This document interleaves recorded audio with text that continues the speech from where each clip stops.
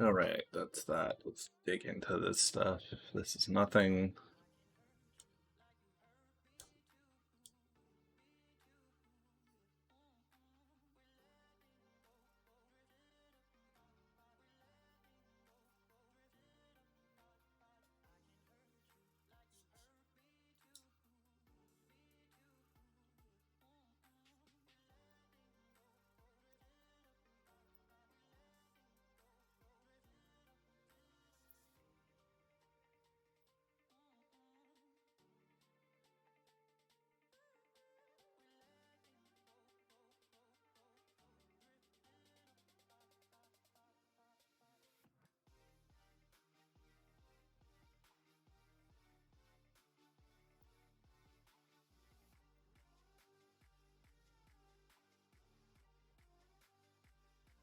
Already at pre-market, so this news seems to be relevant.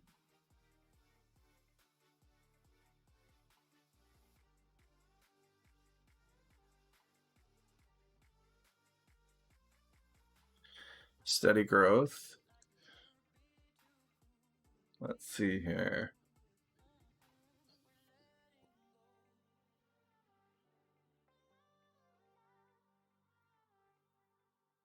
Okay, what if we go 850 at the high? I mean, there's room there. Possible 10% growth on that. Okay. What else we got? Ovarian cancer, AstraZeneca and Merck.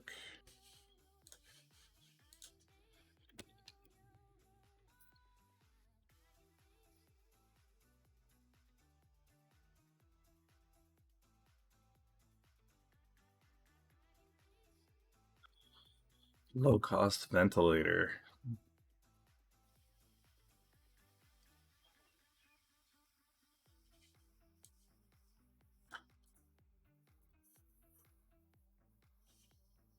Oh, they do have a stock.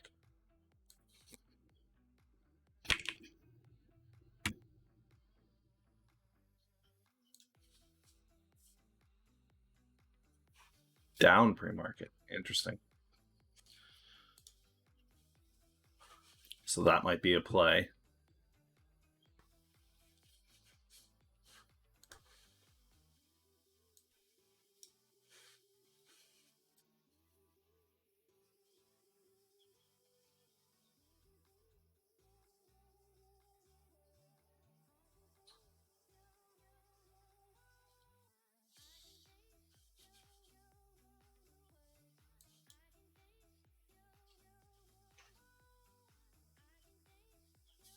Okay.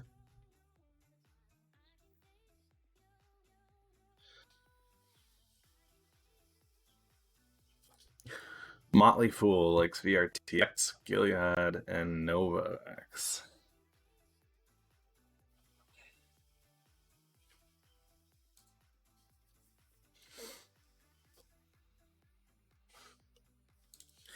Not a fan of any of those, really.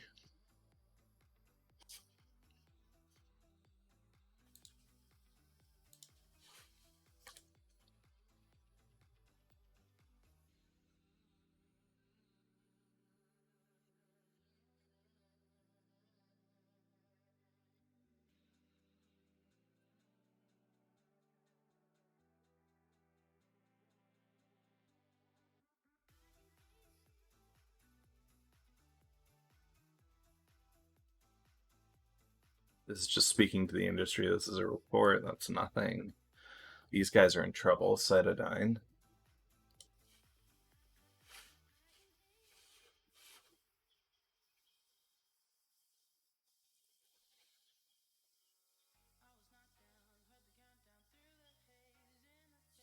These guys are going to fall today.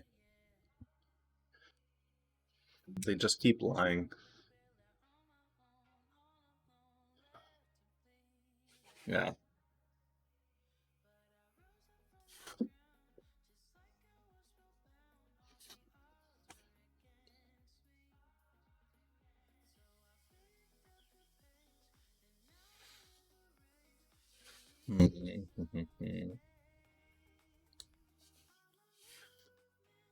Okay, what else we got?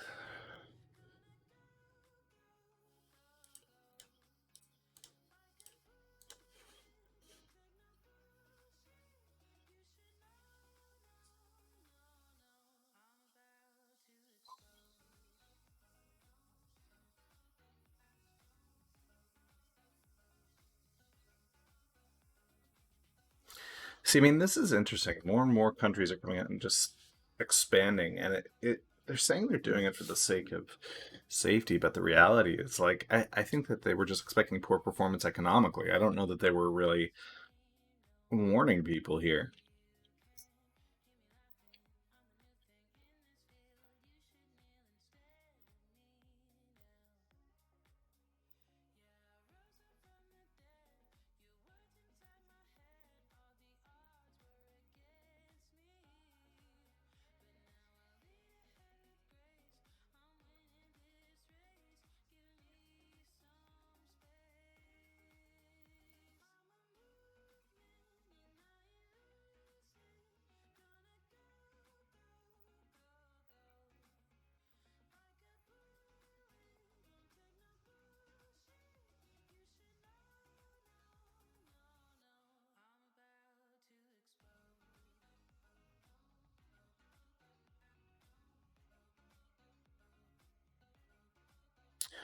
Okay.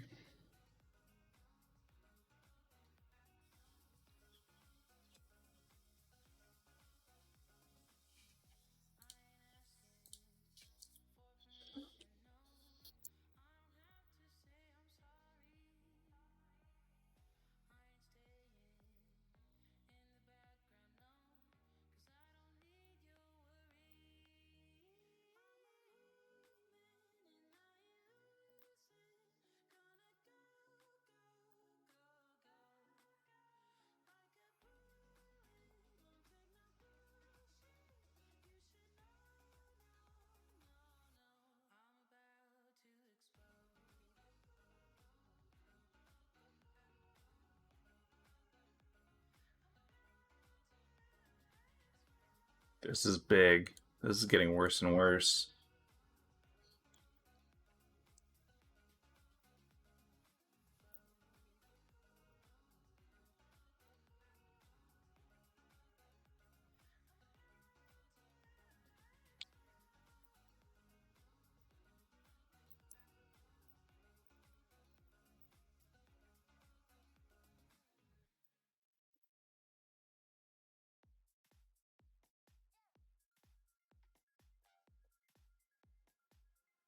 That's crazy. Billions in beer gone.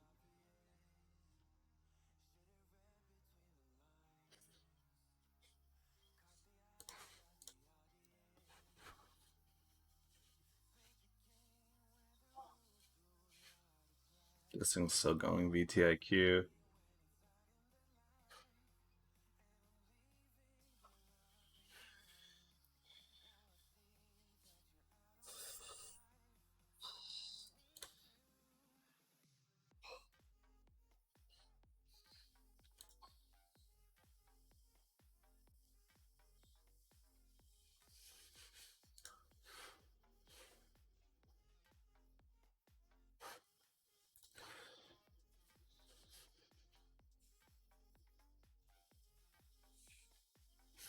Eiger. EIGR.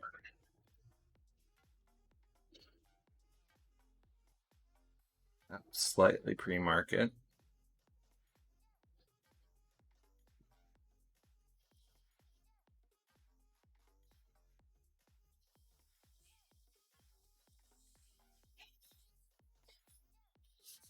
Okay.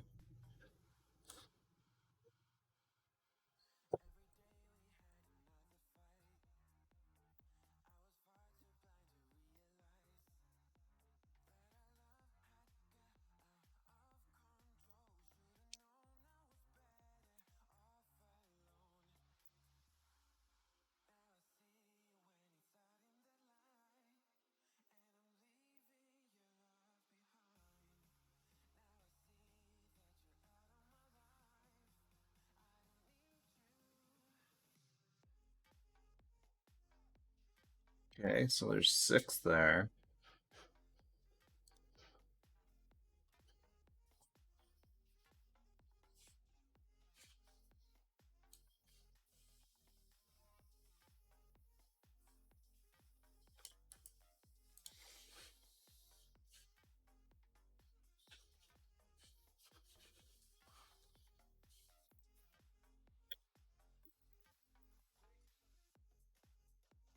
Penny stock. Yeah. Okay, so that's it for that. Let's go.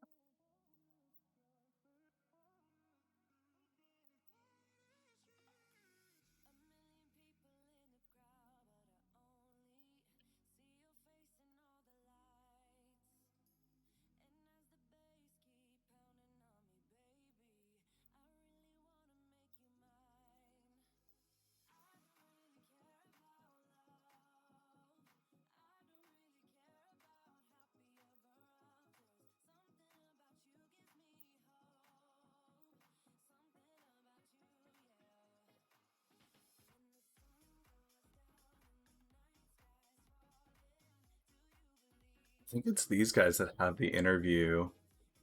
Yeah.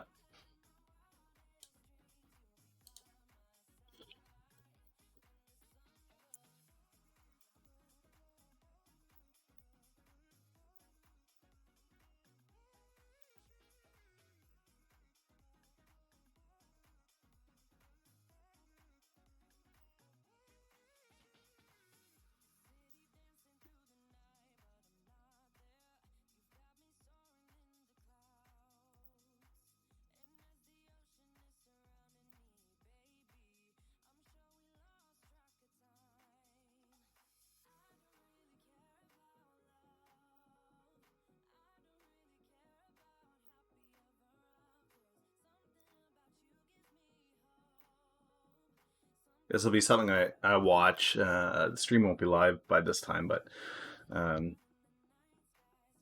head of St. Louis Fed. I definitely want to hear what he has to say. I'm hoping it's not softball questions, but the reality is probably be. But there might be a nugget in there somewhere.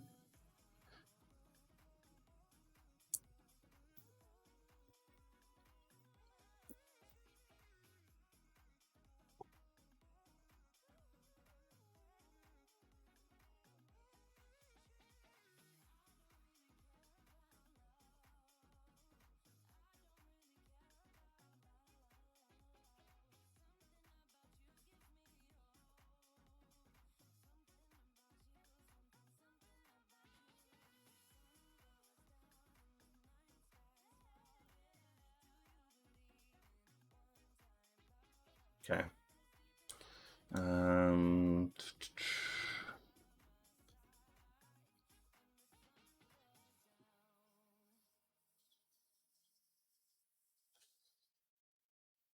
so this is interesting.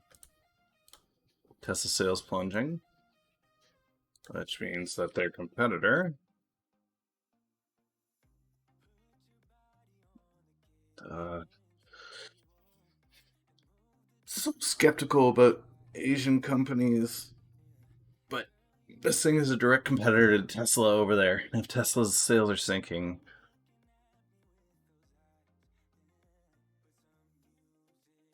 that could be a really strong play.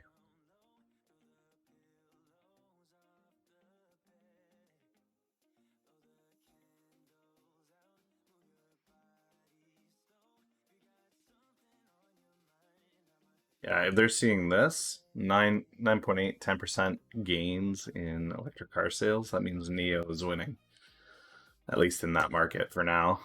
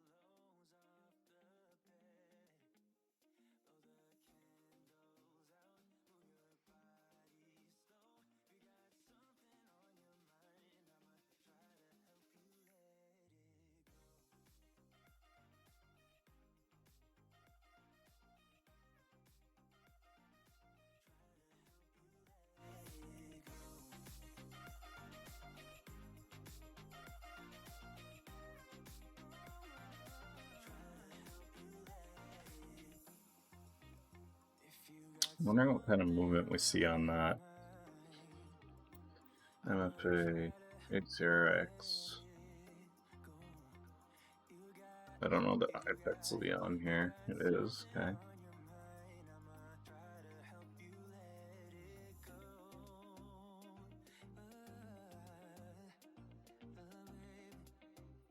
Okay, so all of those are even.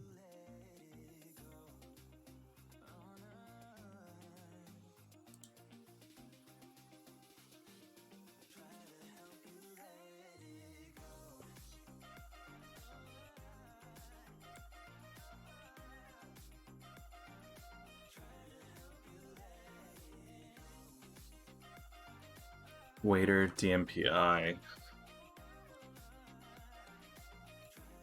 Waiter DMPI.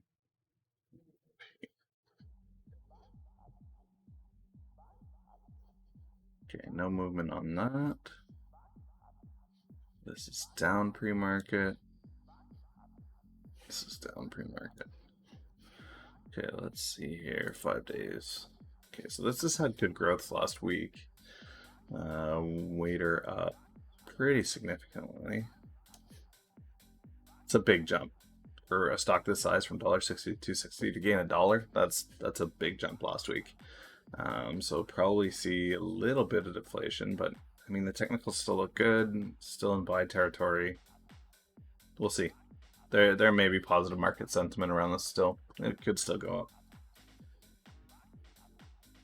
DMPI. Again, this had a good week too. Still buy on technicals.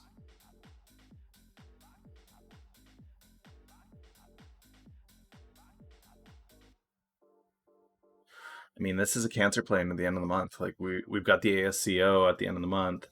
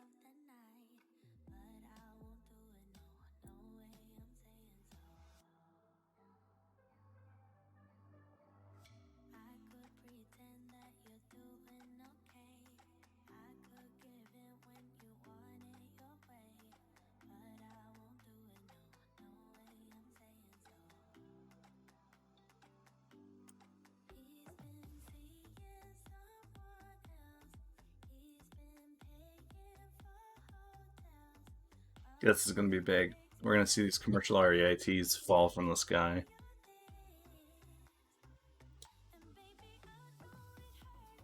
Yeah. So I would be taking puts against these guys in a big way. I mean, that's my opinion on that. Is these guys are in big trouble. It's just not looking good for that sector as a whole.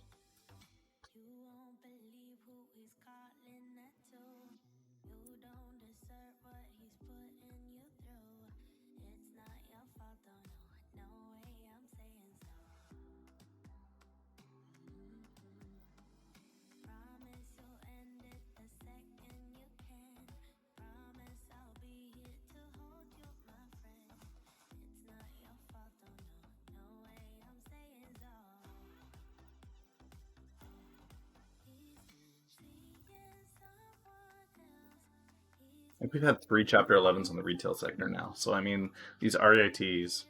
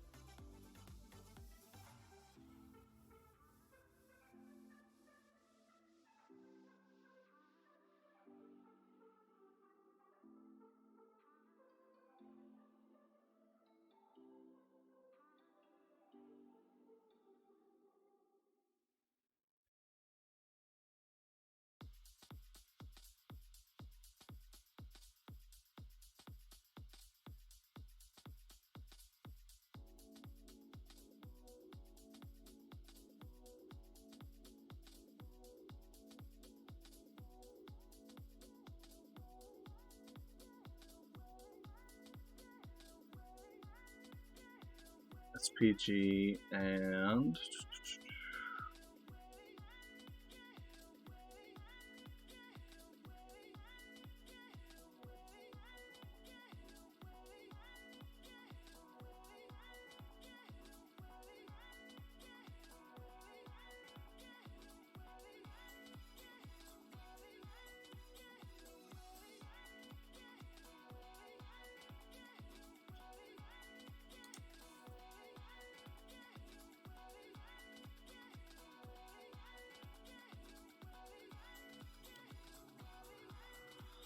any massive movers. Tesla's down. That's not surprising. CCL.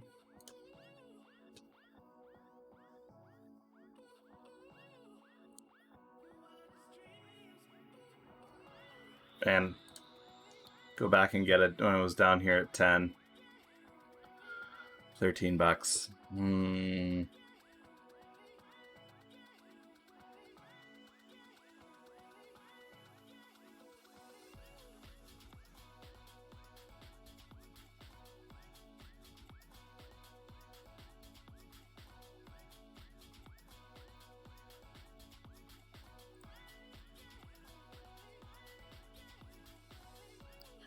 Let's see what Bloomberg's got happening.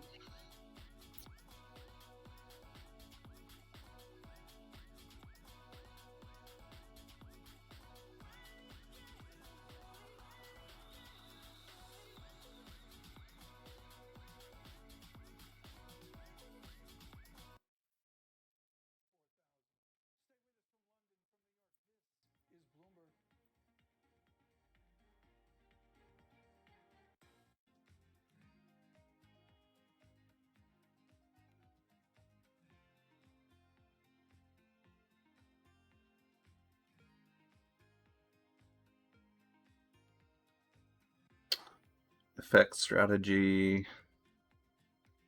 Macroeconomic. Looks like a slow day here. There's not a ton on Bloomberg.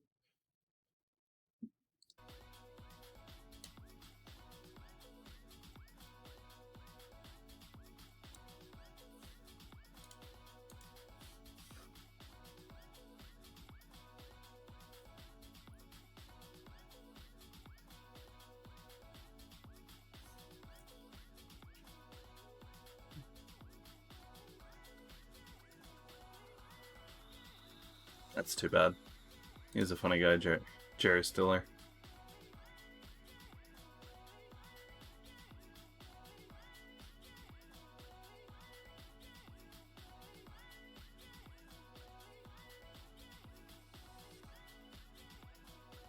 Crazy. This protectionist, where people are just clinging into their own countries, is going to cost people money in a big way, especially in the EU. If you're already tied to the EU, you might as well just be asking for the handout, right?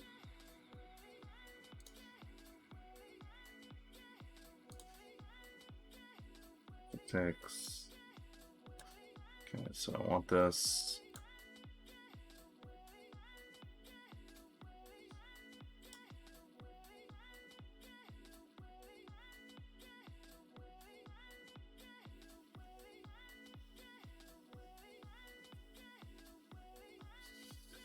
Sell off in Chinese currency, just showing that more people are moving to the US dollar.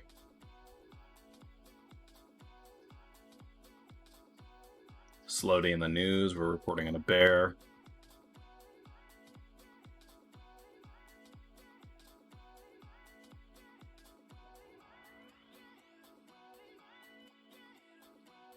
This was huge.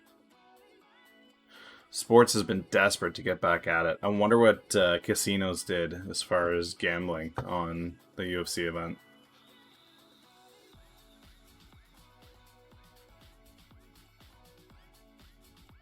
Interesting.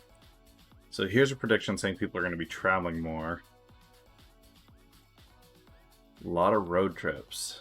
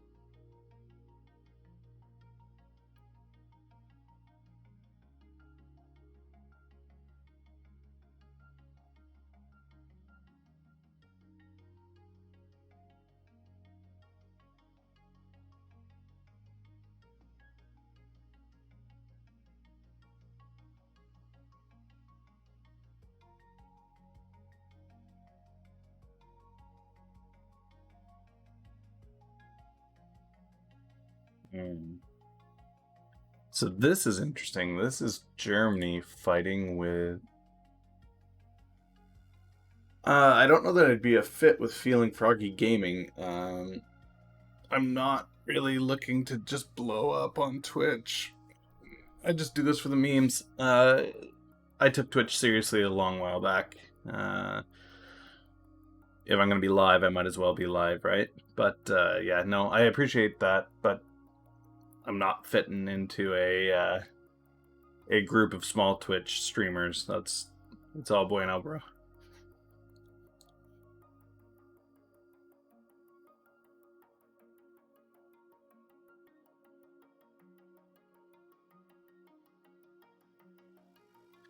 These morning due diligence and the Saturday recaps are just going to be about trying to help people understand what it is, what due diligence looks like, so people can do it properly. I see a lot of people hopping into stock chats talking about ACB and talking about these garbage penny stocks and not understanding what due diligence looks like. And I want them to see, like, for a lot of traders, you're up first thing in the morning. You're up 2-3 hours before the market, and you're breaking down data and information, and you're reading reports, and you're trying to understand what the market is doing.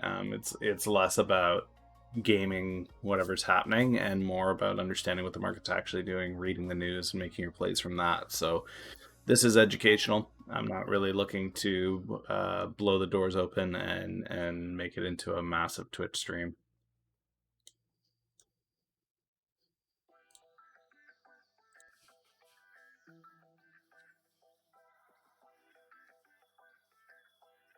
I hate everything about this. Automating your digital stream.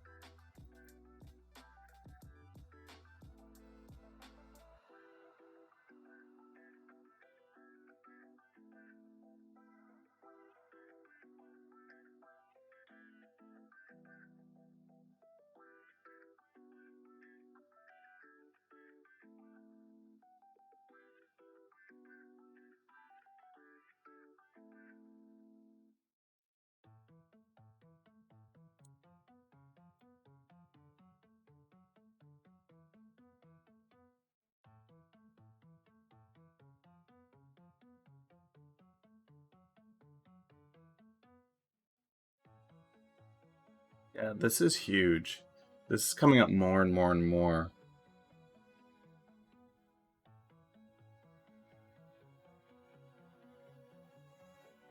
I really like this as a put into space. I think we see space decline on this. I think Bronson has to step back from space for a bit here and focus, or he's going to lose Virgin Air.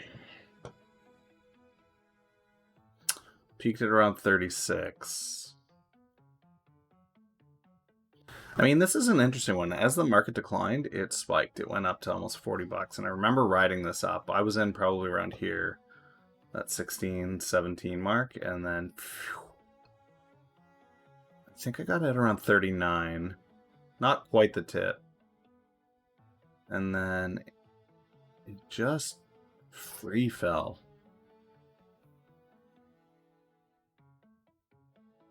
I think we see this drop again. I think we see this come back down to this $9, $10 mark.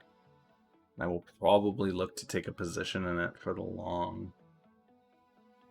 They're saying it's a strong buy. I don't know what they're saying it's a strong buy on. There's no product in market. They're talking limited rollout. It's just very, very interesting. But this is not good. Like this is bad. British Airways, Virgin, yeah, they're all struggling. Yikes. 97% plunge.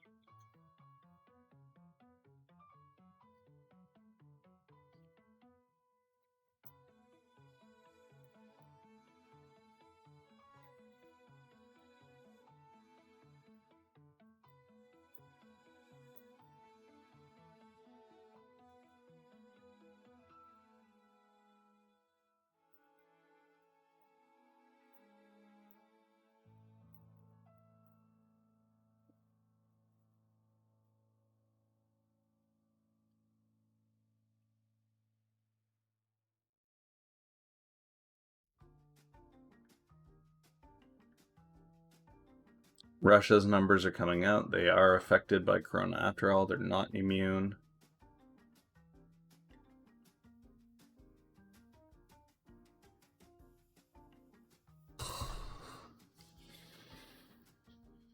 So while China car sales are up, it looks like Tesla is still hurting in that industry. So that's interesting.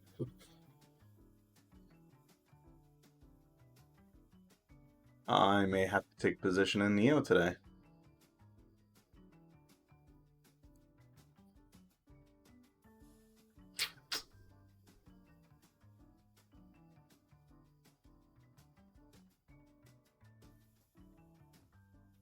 I mean, I don't know that this is ever a Tesla. I don't think that this is ever a $700, $800, $900 stock, but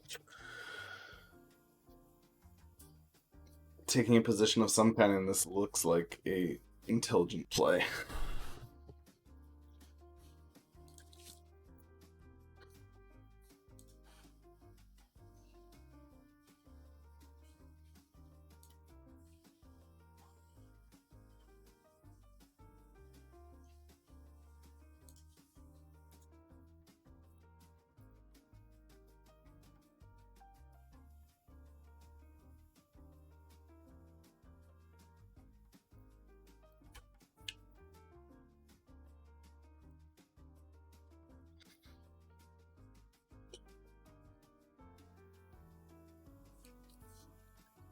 My issue is the fraud concern is so real.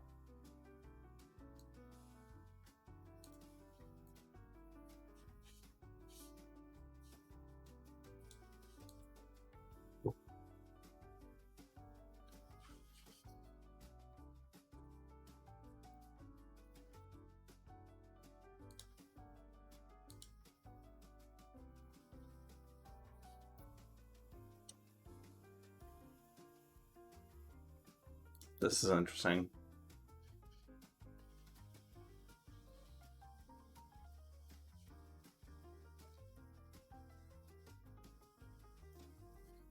Okay, so they're saying that there's crazy discounts on cruises. So let's take a look at what they're talking about here. Carnival Cruise Lines.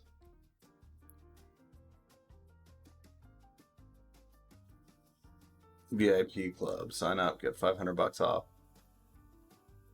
$59 a person per day. Ends tomorrow. Caribbean cruise deals.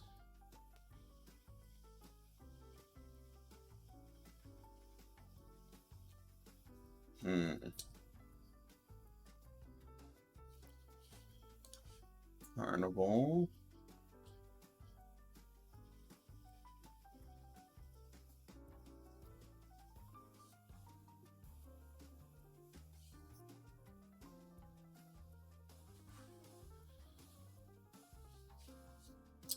Normally there is a last minute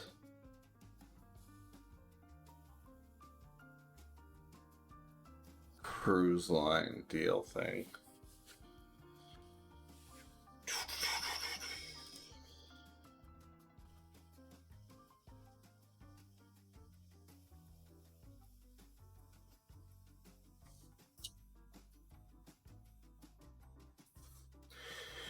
I'm one of them Canadians, eh?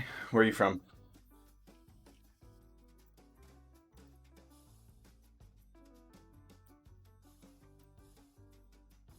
Yeah, let's try it this way. Let's see if we can't pull this up. Oh, it's Royal Caribbean that has that. Last minute cruises. Let's see what we got going on. Cruise line, Carnival. No matches. Any destination. For June, sure. Okay, nothing there. What do we do? June to October. What do we got? New York, New York. It's a hell of a town. Okay, from $100, $25 a night. That's crazy. That's nuts. It's a 4 night cruise for $100. You get an ocean view for 129. That is insane. LA to Mexico. It's a Mexican cruise, so you'd have your flight to LA, which I'm sure is cheap. LA flights, Montreal to LA, 600 round trip. So you'd be looking at, I mean, this is in May, right? Departure September 7th.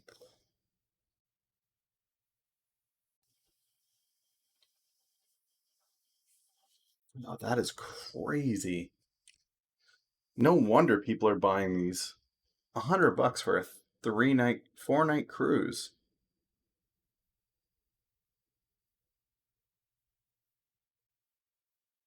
I mean, it's not a great ship, but even still. So out of Miami, $100. Wonder if they have anything leaving out of Montreal. I'd be shocked if there's anything out of New York. There is stuff out of New York.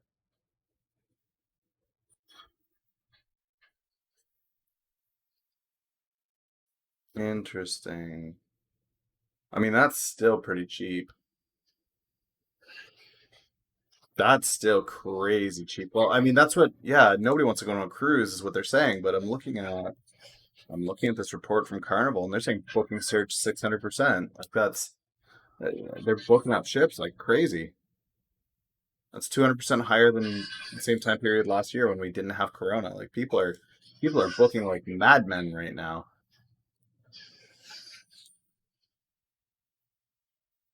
It looks like there's a lot of people that want to go on cruise lines at the moment. A lot. I mean, that's a decent ship too.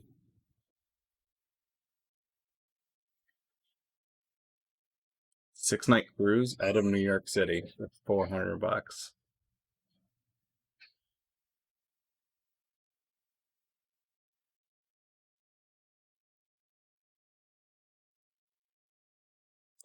Thing is, I don't know that as a Canadian, I would actually be able to get into the country.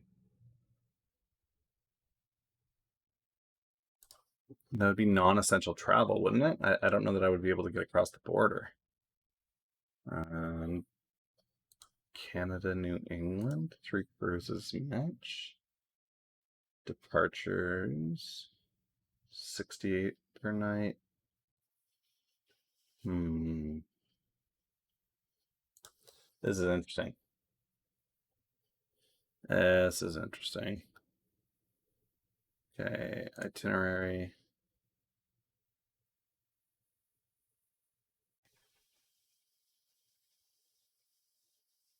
Well, it goes to Canada from New England.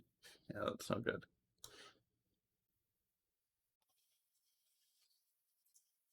Any destination, cruise line, any cruise line, cruise departure, depart from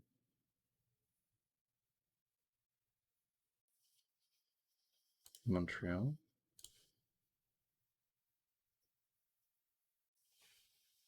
7 night to Boston, 7 night to Boston,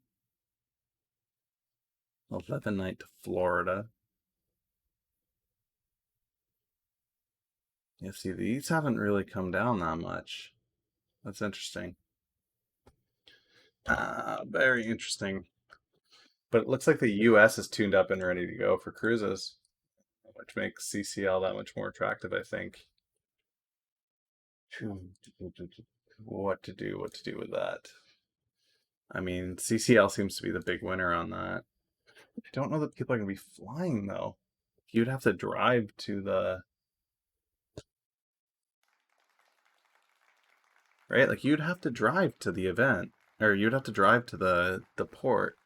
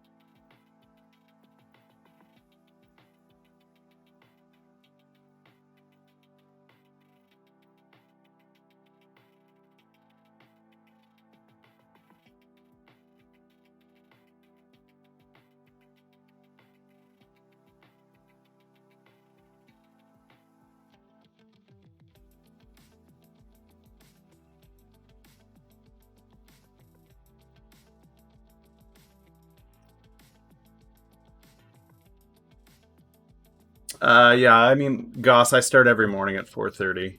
Um, that's when you got to get up to do all the due diligence that you want to do. Like I've already got my hit list for the day pretty much built out here. What I'll be watching, what I'll be playing, what I'll be doing, and that's because I started at 4:30. So like I've done a deep dive. Now what's happening is you get the press releases that start to come out, and you start to get more news. So earnings are going to drop on some of this stuff. I'm not seeing anything huge there. This is interesting for sure, Gus. So this came out this morning. Germany and the EU are going to start this battle about who gets the final say. Does the EU court have the final say, or does Germany, the largest part of the EU, the backbone, the financial backing, get to say what it's going to do with its own economy? And this could be a big deal.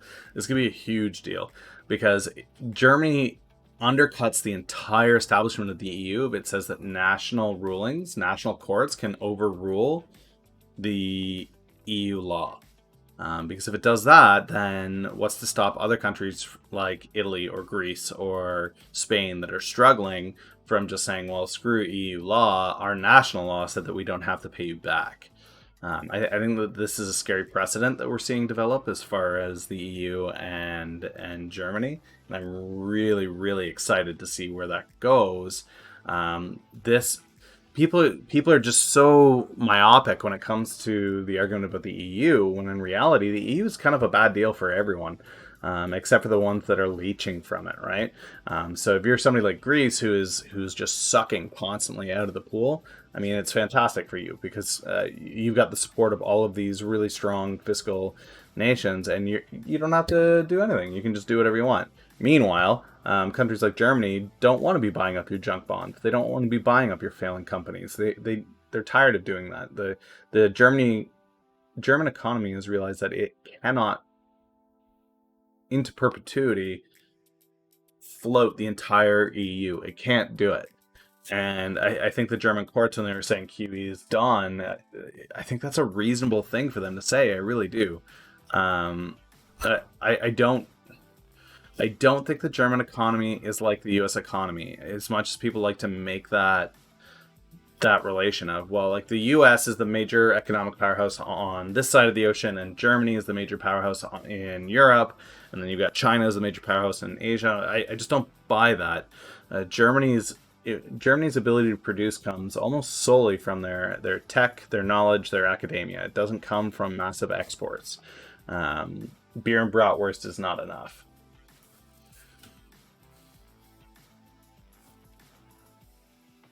Absolutely. Yeah, that you didn't. Tie your currency that England never tied its currency to the EU was sound. It was absolutely sound, and I think that did the Swiss franc, was that still a thing? Did they retain the Swiss franc? Did they do that as well? Because I think that was another currency that was quite strong that should have stayed. Um, there was no reason for them to make that obsolete. I don't think. But that's a huge deal. That Germany itself is looking to undermine the EU is a big deal. Oh, the Swiss aren't part of the EU, so there you go. So the Swiss franc is still existing, but like, look at the strength of the Swiss franc. Good for the Swiss not being a part of the EU. Like, they never got into that nonsense in the first place, and as a result, they still benefit from the trade of a unified EU. But the Swiss aren't bound to anything really. They're the financial hub, right? German with a lot of money, you better believe that's going in a Swiss bank account.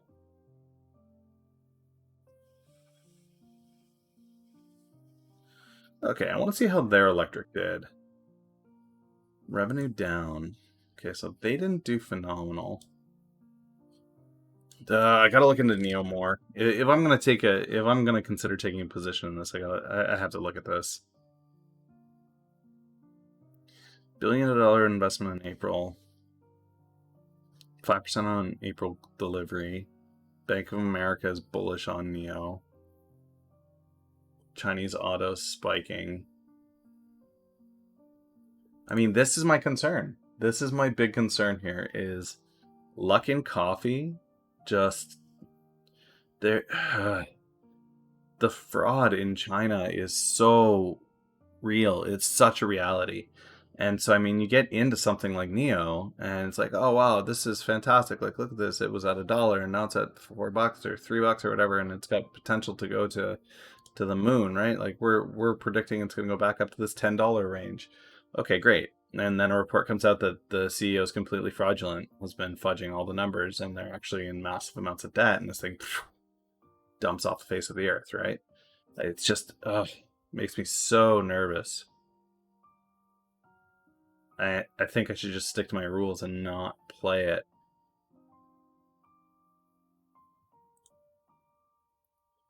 Unemployment rate of 14%. Over 1 in 10 Americans, working Americans, unemployed. It's going to get worse before it gets better. So expect a 20-25% rate of unemployment. 1 in 4 people, no jobs. There goes the unions, Gus. There goes the unions. For sure. Next year is going to be a great year. So this kick the can down the road philosophy is really starting to tick me off. Because you're not just seeing it from the political sphere, which is where you'd normally expect sunshine and BS. You're also seeing it from a lot of companies that are just they're kicking their accountability down the road of, well, we're not going to perform this sector or next sector, or we're not going to perform this quarter or next quarter. We're just not going to do it because COVID, not because we mismanaged our business, that we didn't do what we should have done, we didn't lock down, we didn't cut costs, we didn't prepare for this in any way, we didn't actually have a disaster plan in place. So our negligent management of the business isn't our fault. Instead, it's a COVID problem, and it's like, well, no, maybe that would fly in the public sector, right? And I don't mean publicly traded. I mean public as in you're tied to the government. But if you're in the private sector, I think you are accountable to have a DEFCON plan, right? Like when things go nuclear and you are sitting there going, well, we're not ready. There's no plan. There's no contingency plan for an economic lockdown. Okay, well, that's a problem. Because you look at some of the companies that have just nailed this thing. And I mean, we were looking at one of them this morning. This one here. Where'd they go? Oh, this one. WWD. Okay, so these guys here are an aerospace company. But they have developed a respirator. Their plan was, bam, okay, shift right now. If our plants are going to be shut down and we are not building airplanes because nobody is flying them, no problem. We're going to shift immediately into respirators. We will develop a cheap cost alternative for respirators that hospitals will buy up as soon as we can print them. We are going to print millions of these things and sell them. Like, that's exactly how you shift, and you shift like that. So, I mean, this thing here has had a hard fall from 120, but I don't see any reason why this doesn't recover, because on top of the respirators that are going to be an ongoing product that they can offer now, that they've done the R&D, they've developed it. Now you have a company that is a beast already in the aerospace market at 120. And you pair that with this great ventilator that they built, or a respirator that they built. I think that this is a big play. This guy here. Again, I'm not sure that I play it as my rules are bio and equity. This is outside of my equity range for sure. I can't play stocks on this. I would have to take an options play, and I'm just not. I'm not huge on that options play at the moment, to be honest. I'm not. Um, I don't like options. It's not that there's not an options play there. Um, but yeah, I'm not a huge fan of options at the moment.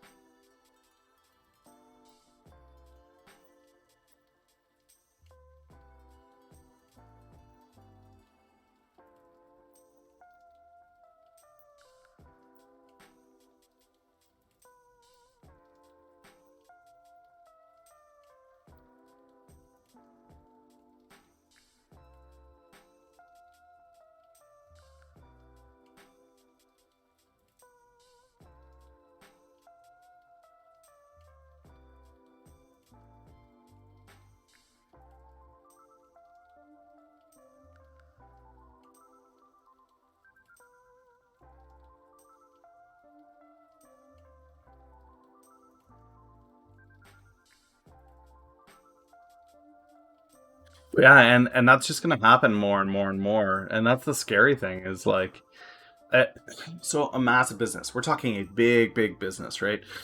That's what the executive is paid for, to make sure that when crap hits the fan, you're able to move and make the decisions that you need to make. Now, the problem is small business, mid-sized businesses, and this is one that's coming out huge right now, is the government's going, but we gave small business all kinds of money, didn't we? Look at all the money we gave them. And it's like, no, you gave them payroll bailout. So what that means is you effectively said, if you have a whole bunch of employees, we will give you money. Now, who does that really benefit? It's going to benefit very few sectors, because you think about most mom and pop shops, and we're talking there's 3, 4, 5 people that work at the shop in its entirety, right? Like, if you're a small electronics company in New York, or you're a small convenience store in New York, you're a small flower shop, fashion store, whatever it may be, you don't have a long line of employees. You only got 4 or 5 employees, so you're not getting massive relief from this bailout that came for small and mid-sized businesses. And meanwhile, you've got this massive overhead of being a New York based business, right? The government in New York, both municipal and state, I was going to say provincial, municipal and state, aren't throwing stimulus towards businesses. They're not. They're so tied up in trying to tackle the disease that they're not showing any way to float support into these businesses that don't have large payrolls, but have large expenses due to their location, right? Oh well, we're going to close down. We're going to close down what Fifth Avenue is that that big sector there. We're going to close that down. And okay, well, you're a small mom and pop shop or you're an elite boutique. Like, sorry, you're boned. You're absolutely boned. You are expected to continue paying your rent, though, however, even though you can't operate your business and we're providing no stimulus for you to continue operating, you're expected to continue paying your rent, which isn't happening. We're seeing forbearance, and that's affecting the MREIT. So that's where MFA comes into play. But it's just like this constant domino effect of you screwed up, so you screwed up, so you screwed up, so you screwed up. And I mean, the beautiful thing in the States is you see a lot of people just assuming the States are like other countries where the federal level rules all. And it's just not how the United States works. Each state is independent and as such has the accountability. If you are the governor of the state of New York, it is your responsibility and accountability to have a plan and measure to protect and provide for your own. You are responsible for New York. It's not, your plan should not be run to the federal government for assistance. It should be, I've got a plan in place even when something like this happens. And nobody did. They all are caught with their pants down. Look at California, you look at New York, you look at Texas, you look at Florida, all of them. All of them got caught with their pants down. And I mean, Texas is reopening, Georgia's reopening, and it's just on the basis of, well, I mean, we didn't have a plan anyway. We might as well just reopen, right? And we'll wait and see how that actually works out. But with California and New York, the amount of small and mid-sized businesses that are gone, just off the face of the earth, and they won't come back because those people that like that's bankruptcy. That's 5 years, right? 5, 6 years. You're gonna be waiting for those people to have their bankruptcy cleared so they can reopen a business. Most of them probably didn't have their legalities and finances in order. So we're gonna see the federal government or the state government come against them in courts trying to get the money out of them. They won't have any. I mean, it is just going to be an absolute disaster.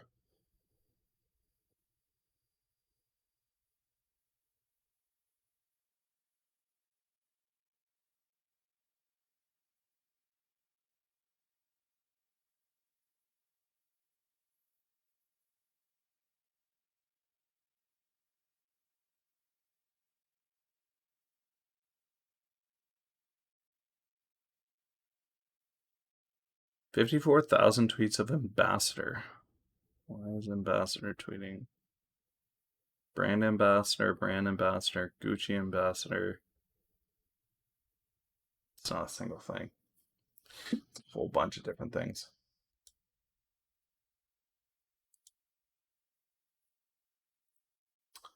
Okay. Put on another album here. What else we got?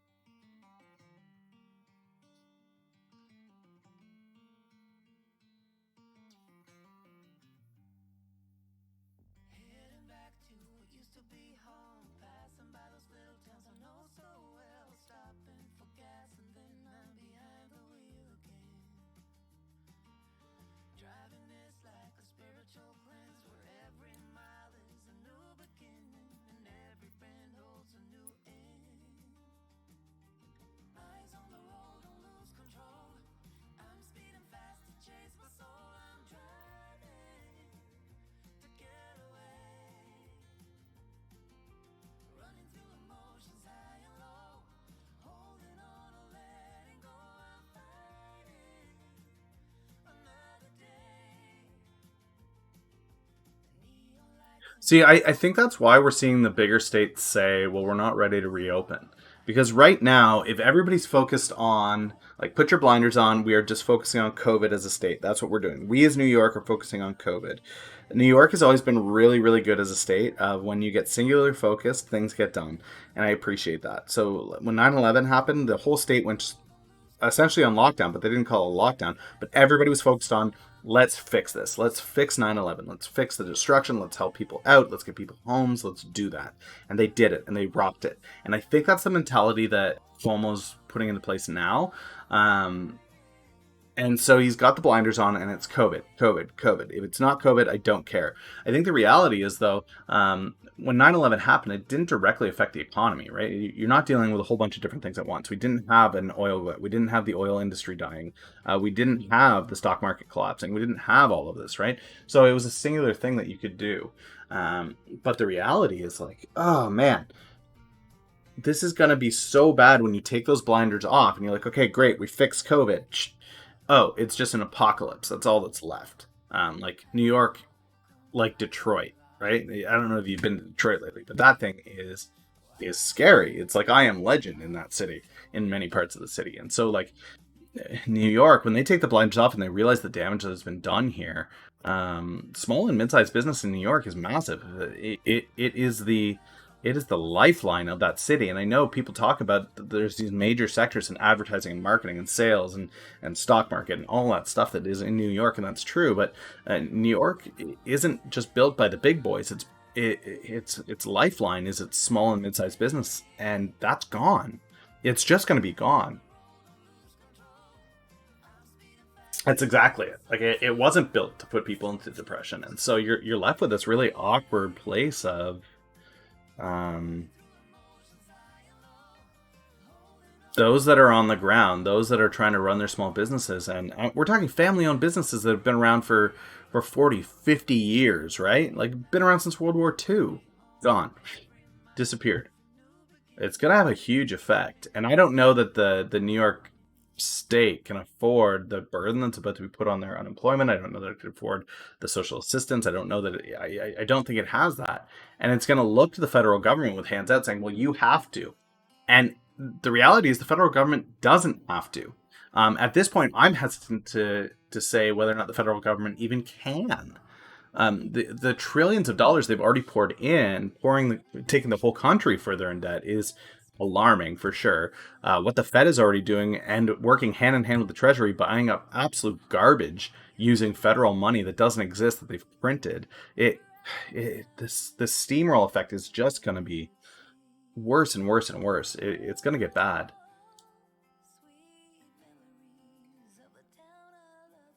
All right, that's enough of my tinfoil hat, though. Let's see what else is going on here.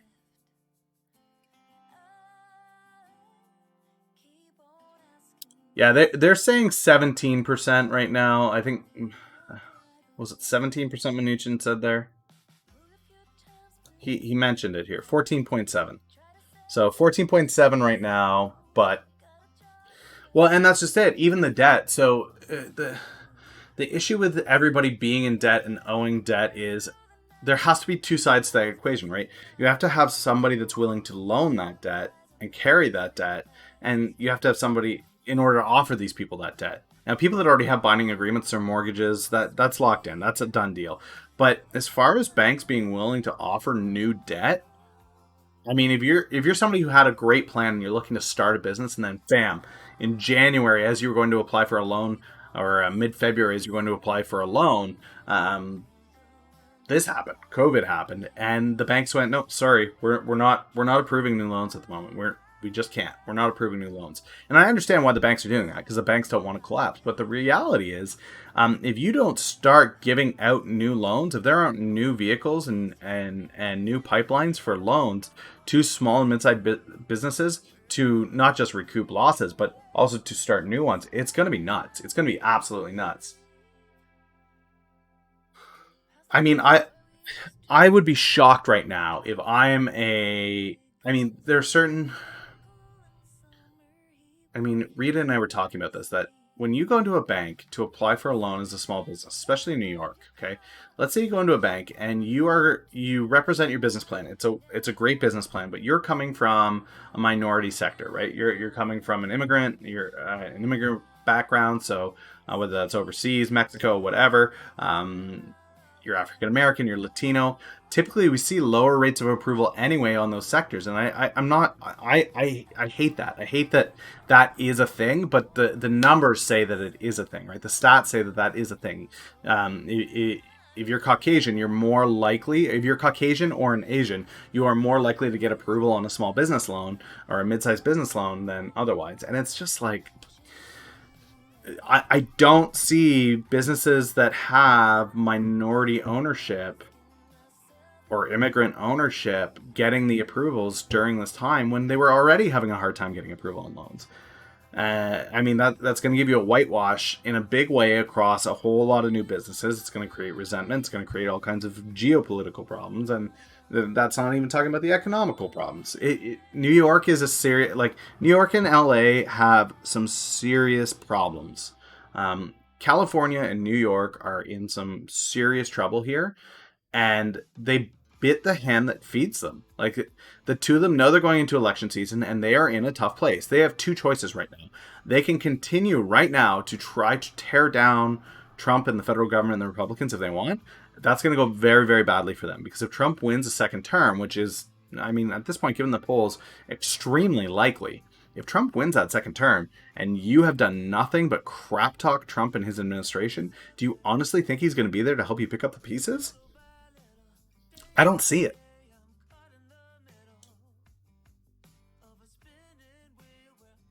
Yeah, there's Top Ships going.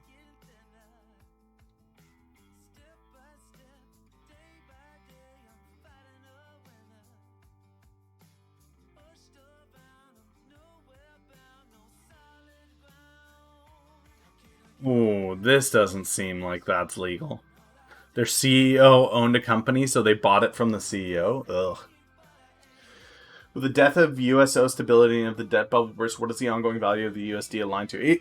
Okay, so when we're talking about where's the value of the US dollar, the idea comes from, okay, a dollar's only worth the people that buy it, right? And right now, when you see people pulling out of the EU, the won drop, the yen's dropping, the Australian dollar, which is a massive pan-Asia currency, even the cable, right? Like, you're looking at the pound. The pound isn't performing well. Everybody is just taking their money and putting it in the US dollar, which is what's keeping it afloat. So what's currently giving the US dollar its value? The global economy failing. Now, where this gets to be a little bit of rocky territory is, as other economies open up, we're going to see different success rates. And I'm not talking about COVID, I'm talking about economically, right? So we're going to see different success rates with opening the countries back up. And the countries that perform well and provide their currency stability outside of debt. So here we actually have a supply line, we actually have products, we actually have goods and services. And that's what we're growing on. That's why our dollar's gaining in value, because we're actually providing value. We're providing assets for cash, which is how that system's supposed to work, not debt for, or cash for debt. I think that we're going to see people not so interested in the dollar. And there's a lot of people that are talking about gold, like gold's a big deal. Okay, well, let's take a look at gold.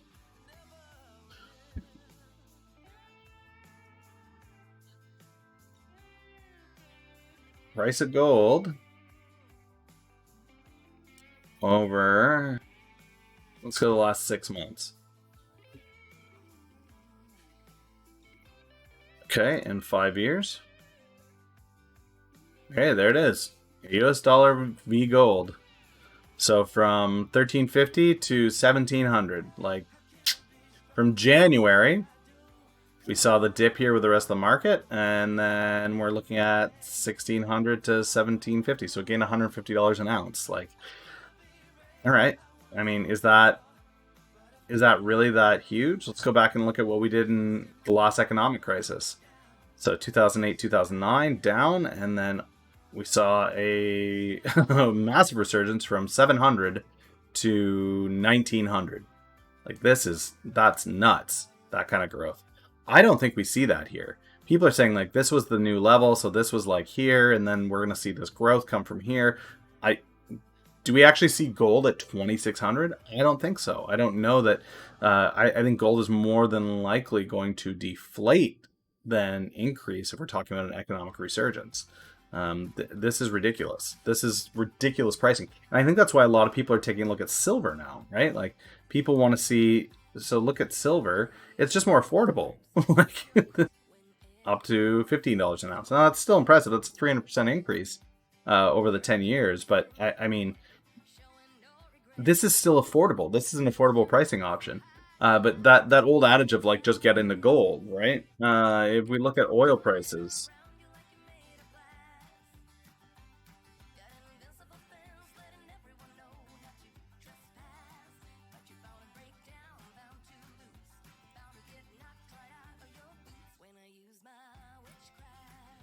so WTI, $24 right now. Brent's at 30.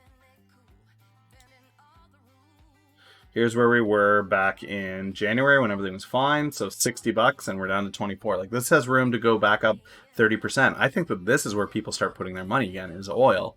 As markets reopen, as we start to see roads return our cars return to the road, planes return to the air, the usage goes up, glut goes down. That's going to return in value. Now that's going to take 6 months. I'm talking Q3, Q4 here. I'm not talking Q1, Q2. But yeah, I definitely think that's where we're headed. No surprise, parks and hotels miss. Travel and oil stocks weigh on European market. Japan's up. So that's the Nikkei and the Hang Seng. They're up. Another tool, guys, if you're not using this tool, this is kind of a cool tool. Hoifin.com.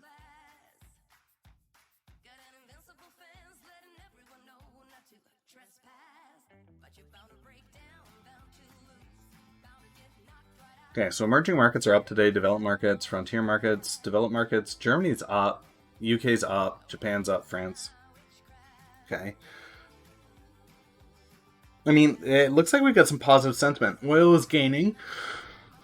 Oh, 5%. Oil's gaining this morning, so that's interesting. Sectors. Energy is the leading sector. Industrial materials, consumer staples is solid. Tech is at the bottom today. That's interesting.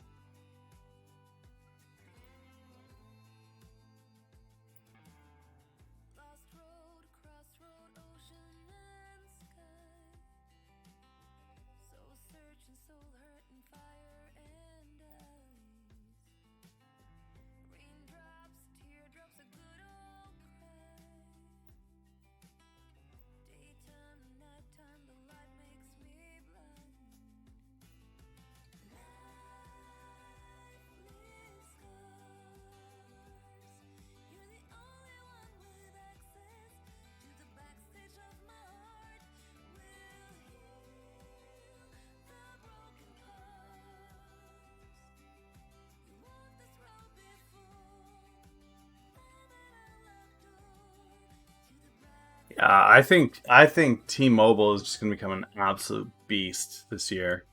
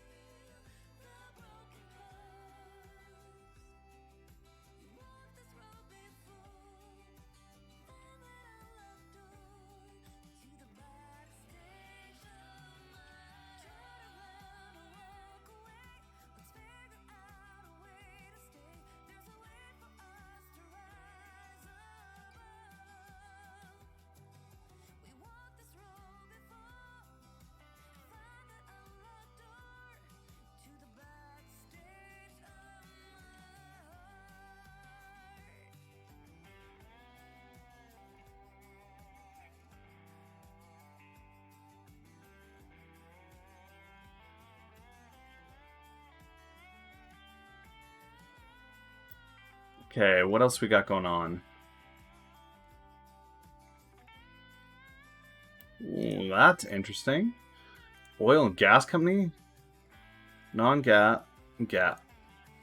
Beats by 70 cents. Holy cow. I mean, revenue missed, but not by much. That's... What are these? Holy cow. Okay. Wonder what they're doing pre-market.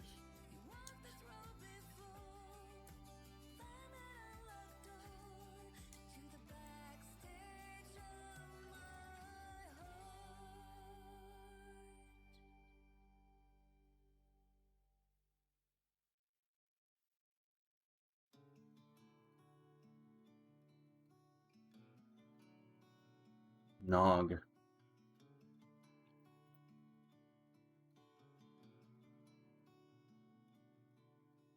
They went down? What?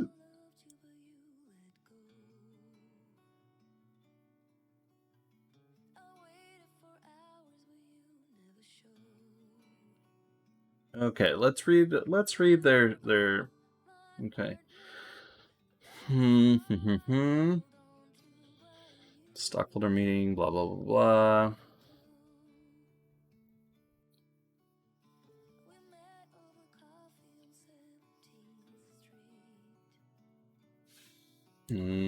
I don't know that I want that. I want their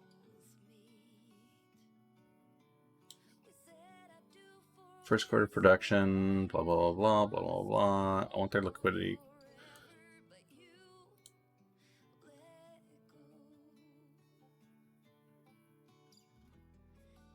I want their liquidity.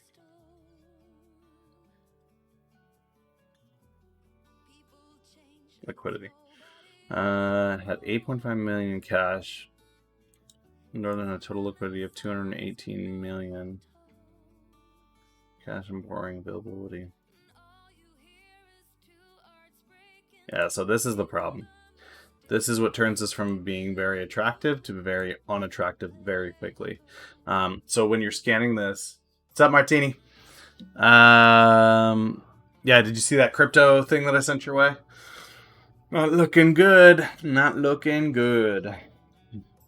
Apparently, people aren't sold on crypto as a hedge against the US dollar. Go figure.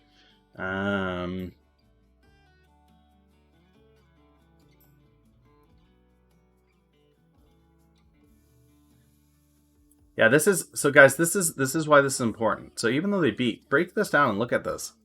They have a $500 million outstanding credit facility. So this they owe this. Like they're just there's no money. They don't have the money. 8 million in cash is not a lot in cash. They are not poised to do well here. Not a huge fan of that. So let's find something else. DMPI got something.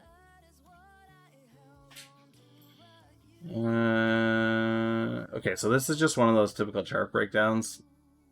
I mean, consider their beta value. No, don't consider their beta value. That's not what you're considering when you're looking at pharmaceutical. Like, do not go into pharmaceuticals just reading fundamentals or reading technicals. Technical charts on pharmaceuticals are a joke because if one piece of news drops one way or the other, this whole thing just blows up so quickly. If you're just looking to trade the lull, so that period of time when Biostock hasn't had news for months and months and months and they're just working on a pipeline, I'll tell you the direction the stock is going to take.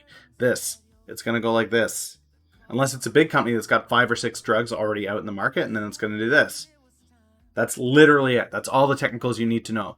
If it's a big company that's got a bunch of drugs already in the market, it slowly increases while it's waiting for news. We're talking sideways, but a little bit up. If it's a penny stock, it's going to slowly degrade down like this, staircase down, until they get news, if they get news before they die, and then you'll see a reverse split. So know the company that you're investing in with bios, guys, but really what you should be trading with bios is you should be trading the news, and you should be trading that on a quarter, 2 quarters, maybe 3 quarters at the most, depending on what the drug is. So any positions that I'm in that I take in bio, it's never about okay, well, this is a long hold, I'm just going to hold this forever. There's a couple companies out there you could do that with. You could do that with Biogen, Amgen, Sanofi, J&J. These are companies that are so absolutely massive that the stock stays pretty much sideways, and you're more so playing for the dividend at that point. Yeah, definitely read the article because I'd love to hear your input on it, Martini.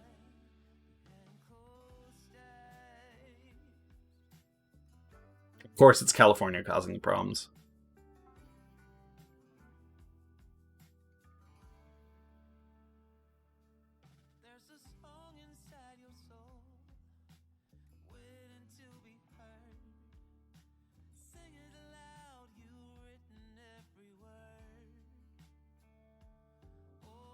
Gross. Gross. What that article is essentially saying there, guys, is that California has put an official definition down on digital assets, which means that it opens the door to that being used more readily in California. So as California goes deeper into debt with the U.S. dollar, they're not producing. They're losing big companies like Tesla.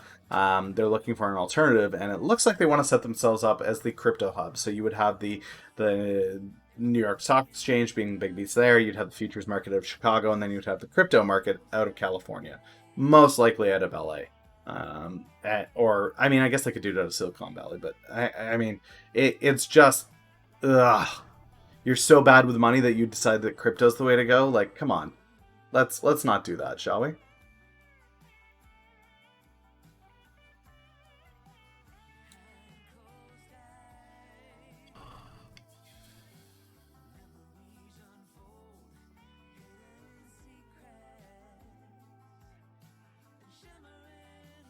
%30 decline in Italy. Oh. What do you do when you lose a third of your country? Third of your country's industry. How in the world can you expect to operate? You've got the same population. Well, I mean, a little bit less of a population with the deaths from COVID, but even still, not you didn't have 30% of your population die. What are you going to do with this? What do you do with this?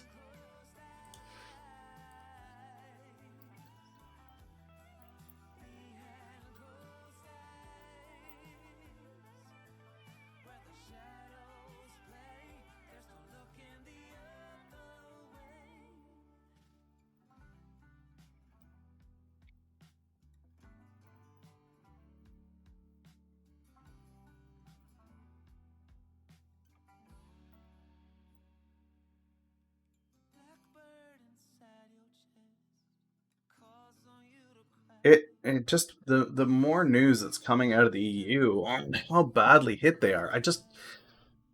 I don't. If a company's tied to the EU, it's getting really scary. Like if that's it, that's all they do is the EU. Oh, yikes.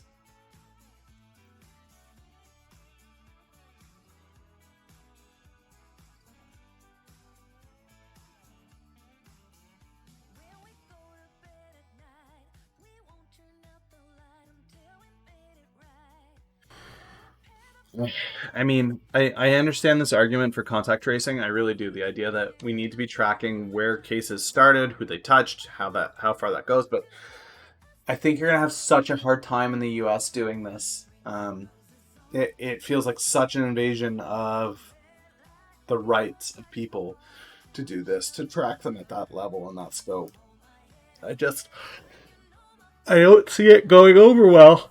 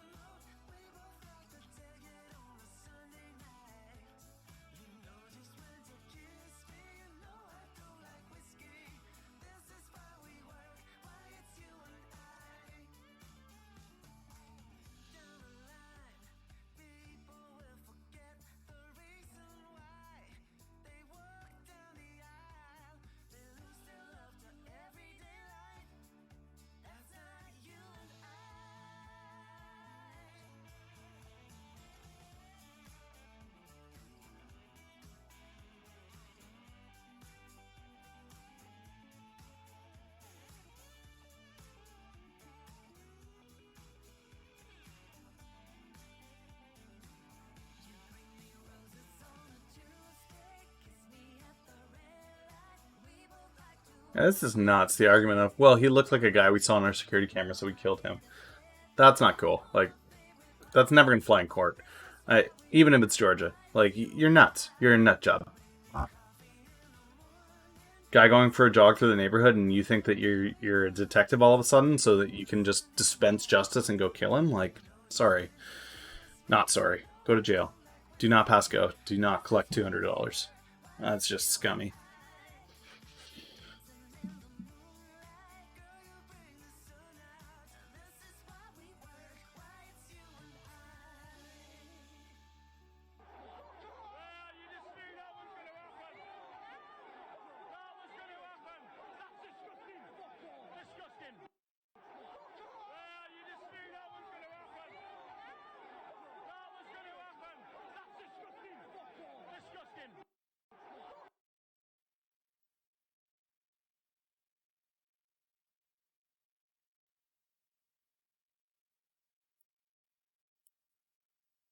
Oh no, man.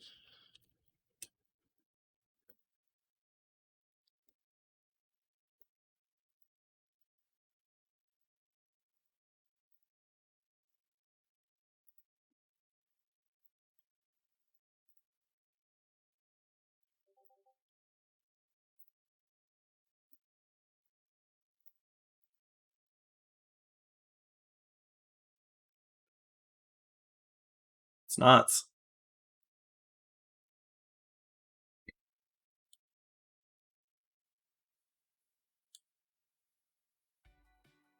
Oh, of course, you've got an ad. I mean, ugh.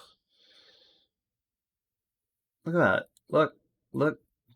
That's that is not social distancing at all. That they have all of these gates open to get people into the underground. Like, no, one every 6 feet should be open. The lines should be staggered, and yes, the lines would be out into the streets. And I get that, but that's the idea. It's supposed. Oh man, Martini. Oh, Martini. Stay home, Martini. Don't go out.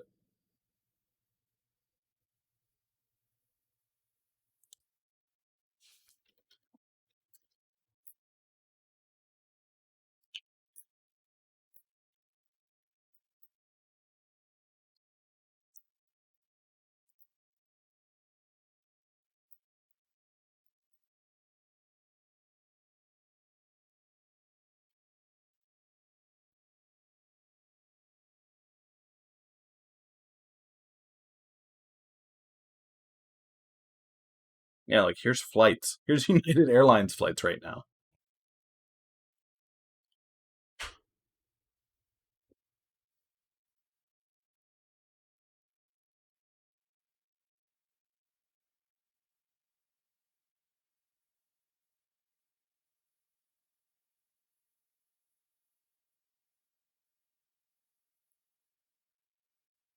Okay, let's find. What are we feeling? What kind of music are we feeling here? Yeah, let's go some rock.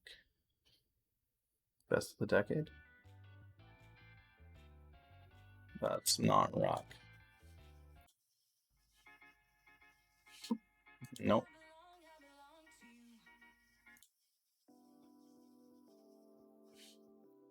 Holy cow. Maybe rock just doesn't mean what it used to mean.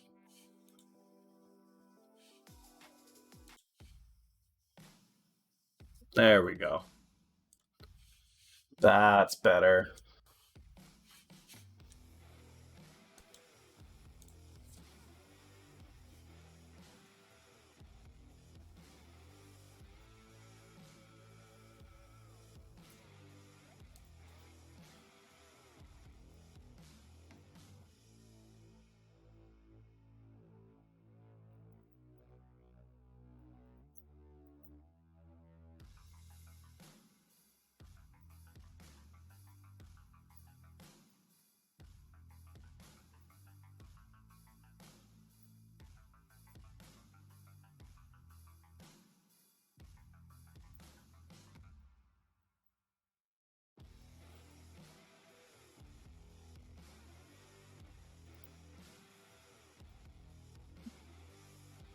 Oh, good. Disney's open. Disney Shanghai open, and let's see. Does that look like 6 feet? Does I mean like let's go back here. Okay, so these guys aren't 6 feet apart. These guys aren't 6 feet apart. These guys aren't 6 feet apart. No. Okay. Perfect. Great. I would wager that's probably not 6 feet. That's definitely not 6 feet when you're touching shoulder to shoulder. Yeah, there they are. There. I guess those are real people. I guess that's about 6 feet apart. This here, like, hi everybody. Yeah, we're all reporters. Uh, gonna go so bad. I don't know why they do that.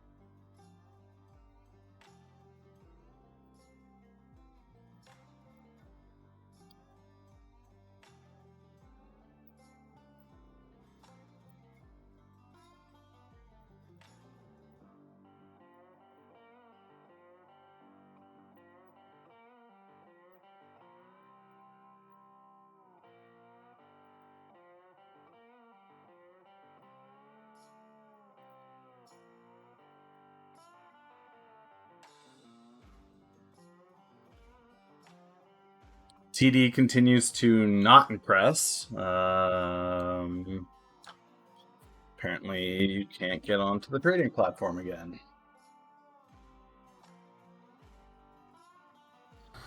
Man, oh man.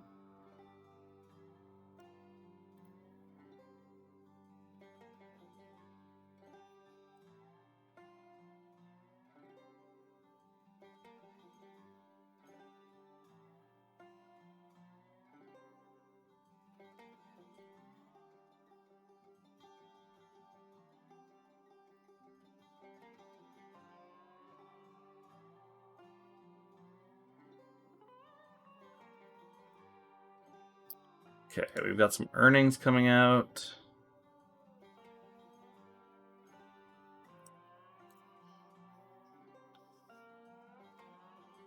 Company downgraded to junk goes up 5%. That's interesting.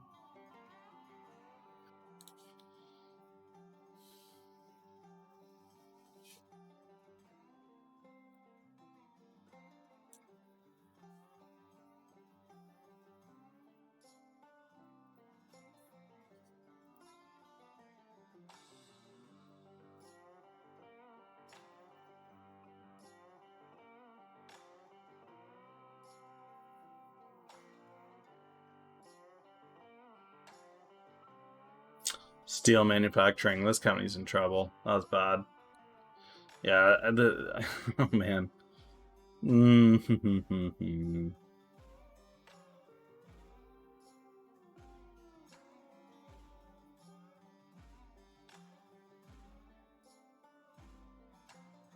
Good news in the oil sector, so that'll be a good day for oil. What else we got coming out here?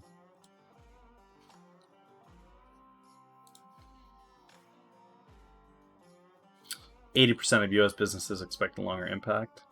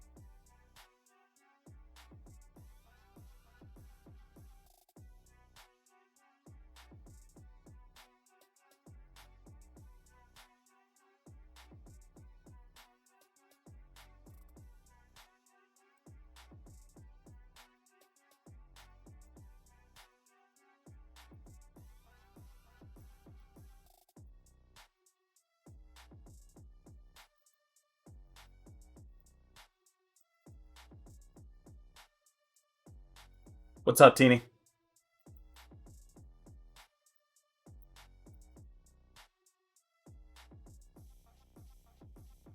Feel free to just hop in the voice chat in your Discord, Martini, if you don't want to type.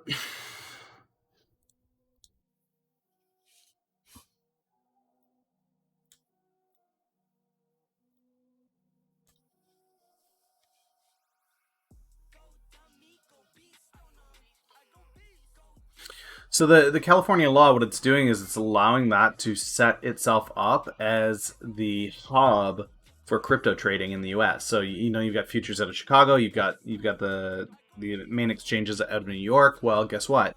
L.A. Or somewhere in California, I would presume L.A. Maybe not, maybe Silicon Valley, but they're setting themselves up to be the base of exchange for cryptocurrency. That's what I see there.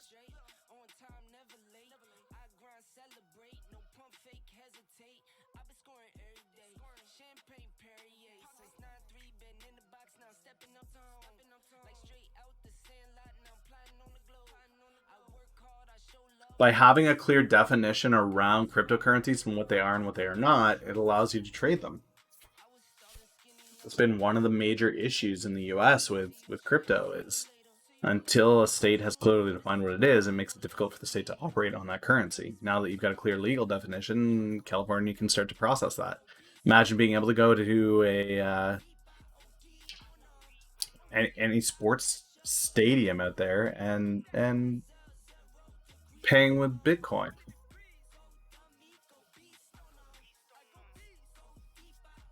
Taking a flight out of LAX, paying with Bitcoin.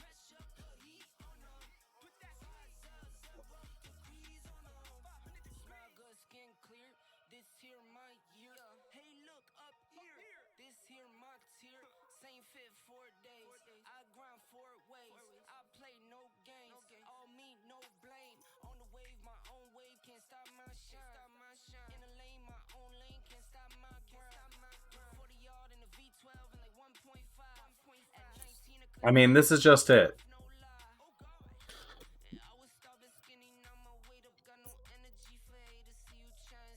If you're going to pass the buck onto customers, expect no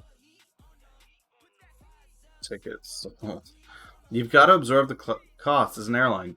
You What do I do for a living? Am I a Yahoo employee? No, I'm not a Yahoo employee. They're just one of the threads that I follow. So you'll see me pull up Financial Times to get news out of the UK. You'll see me get news out of Bloomberg Economics, Koifin, I'll pull from. I've got press releases that I pull from CRS. It's just one of the news sources. Can you hear me in Discord now? Hopefully you can hear me now, Rita.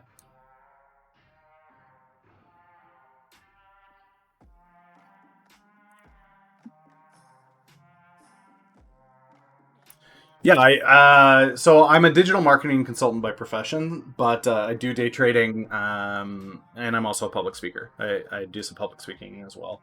Uh, got all my tags back up here from all the events that I hit this past year, but I'm in the market.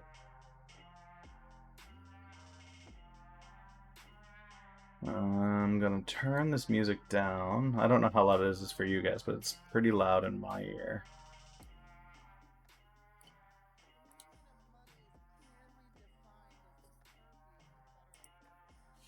Yeah, that's the problem.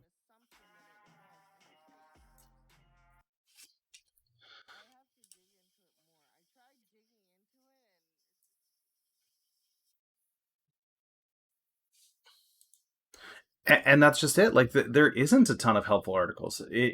It's crazy how little information there is about out there about crypto and how to actually get it to the next level. Like, how do we get this into an official exchange with all of these tickers?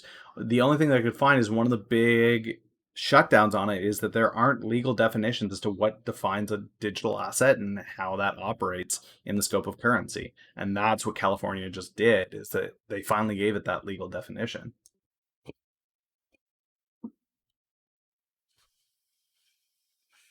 Oh, my understanding was that it was passed. Maybe I didn't read that deep enough.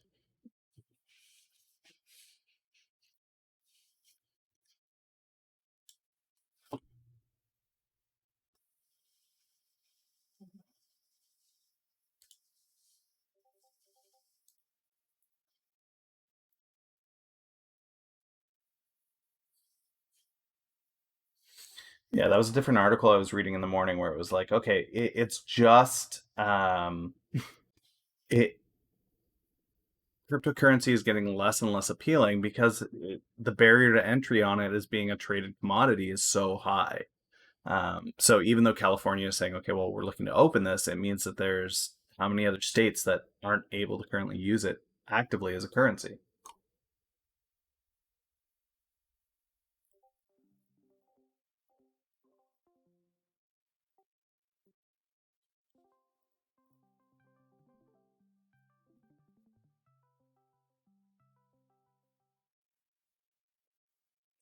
Okay, well, that made me deaf just now, turning off all the notifications in Discord. Turning them off, like my eardrum is literally exploding because every time you turn it off, it makes the noise, and so it was like 50 noises at once.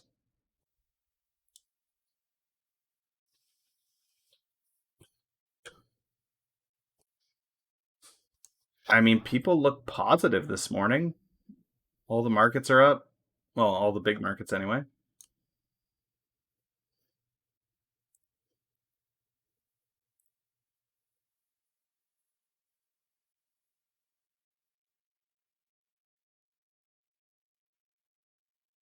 Yeah, I tagged you on the underground pictures where it's like, that's not 6 feet, people. I mean, they're to be fair, they're not even setting up the system properly, right? So if you look at the gates in the underground, they should have half of those closed. Instead, they have every gate open, right? It should be one gate every 6 feet, and you should have markers on the floor. This is 6 feet back from the next person. And I understand that that's going to have people out into the freaking road. I get that, I do. But that's what Johnson said he was going to do. We were going to still maintain these social distancing measures, even though we're opening up. And day one, it's like, well, screw that.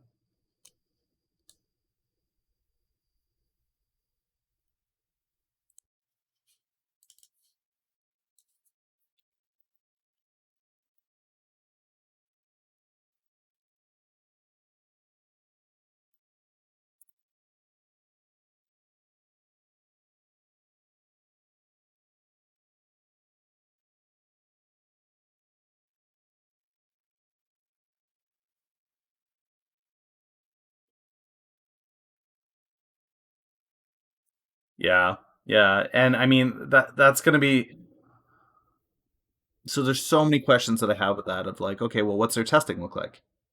Are they expanding testing? Do they have enough tests? Is that testing happening regularly? Are we getting accurate numbers on that? Is like Georgia's one of the states that was hardest hit by unemployment, so they need to get their economy back up. I don't doubt that, but the as far as like the details on the numbers, the devil's in the details. And anytime I see numbers all of a sudden radically drop off, China, I start to get a little bit hesitant of, well, you didn't find a cure and you're not at 70% herd immunity in your state, so why is that happening? Is it just that your reporting and your data sucks?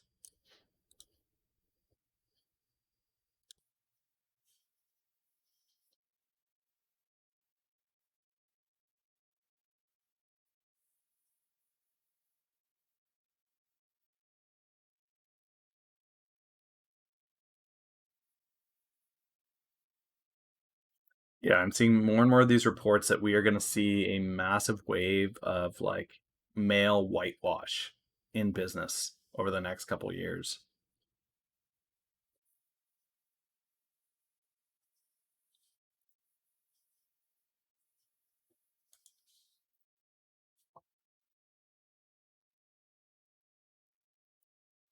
So with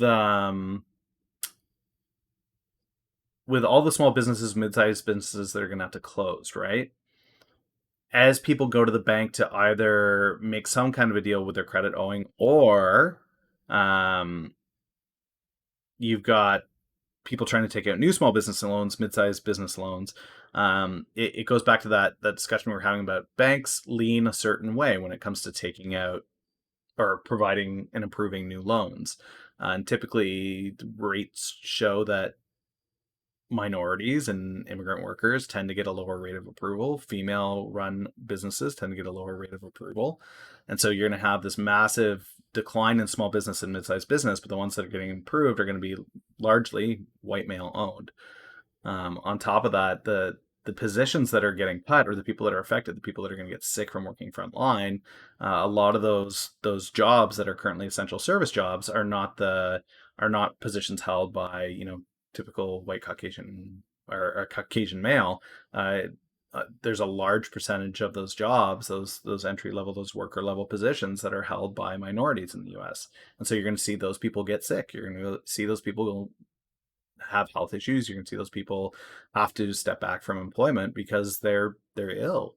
And there's been a couple articles now, two or three out of Bloomberg, one out of Yahoo, one out of Financial Times, saying they're already seeing that the rate of contracting the virus is quite large in some of these minority groups. And it's like, well, of course, they're the ones working the front lines. They're the ones that are working the jobs right now that we need for Walmarts and Costco's and stuff, right? Like, but after this, the people that didn't have to work those jobs that are going to go back to their middle income positions, uh, those demographics look very different.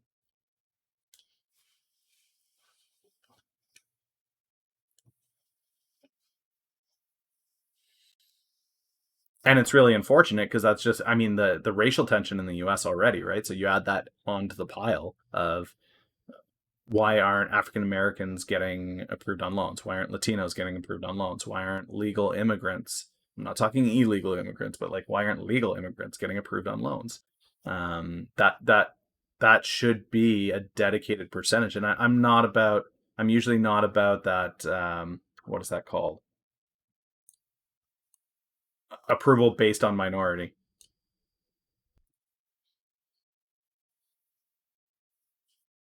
Yeah, typically I'm opposed to affirmative action, but in this case where the stats are very clearly indicating that while banks are being permitted to provide loans, uh, those loans should have some level of affirmative action, I think, to them, where you ideally it would be you don't turn anybody down based on, or you don't approve or deny based on ethnicity, but clearly the stats are showing that's happening.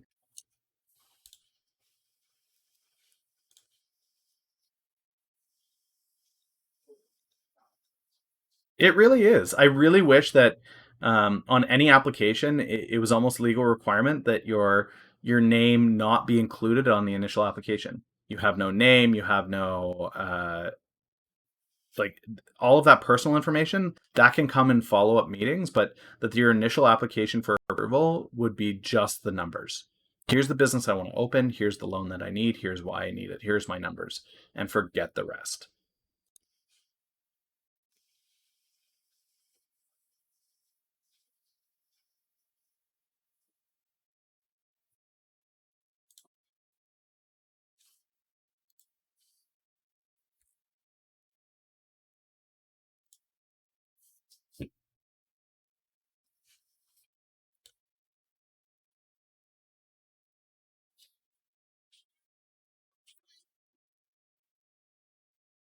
Good morning, boy. What do you want? Can I have my money back? Your money back. What money? It's in the Spider-Man thing. Oh, no, Spider-Man's gonna stay there. Okay, bud. It's morning time. They're up and running. Yeah, I mean, it's just I'd heard the same thing where you have a woman who has a male sounding name, so like Charlie, right? They go by Charlie. Their name may be Charlotte, but on the resume they put Charlie, right? They have a higher success rate of getting called back for interviews with Charlie than Charlotte. And it's like, oh, I don't think that should be happening. Like, just don't look at the name. Don't like, who cares about that information? It has nothing to do with anything.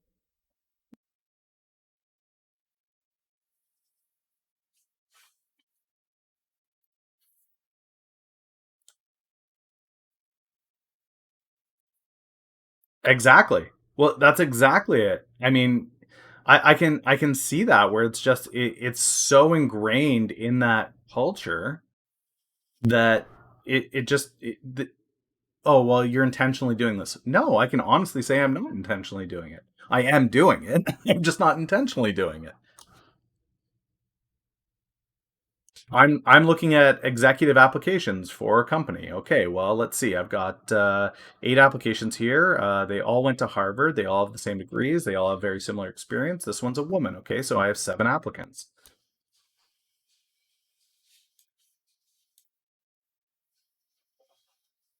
and that's terrible. It's absolutely awful. I hate that, especially being a dad of so many little girls, where it's like, yeah, I know that's there. I know that filter is on a lot of those eyes in a lot of those prominent positions.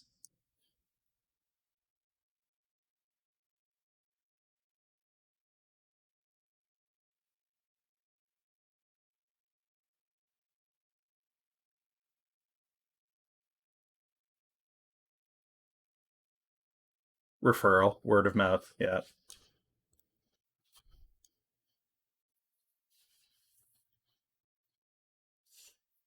Yeah, you're almost the trifecta, right? Where it's like, okay, well, female, minority, okay, fantastic. All we need is for you to not be educated, and that would be something else. So, boyo, you can't come into my room. Dad's streaming right now, so I need you to leave, and you can come back later when I'm not streaming. Okay?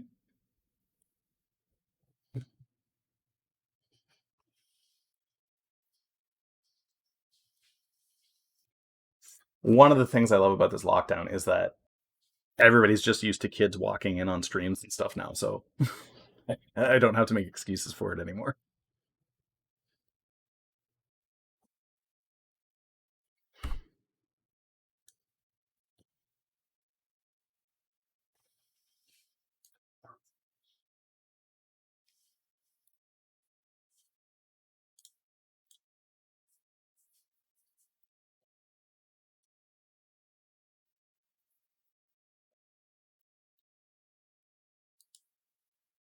Yeah. Well, I remember when the guy was doing the Bloomberg interview and his toddler came in, right? And she was playing in the background. Do you remember this? It, it was like 2 years ago.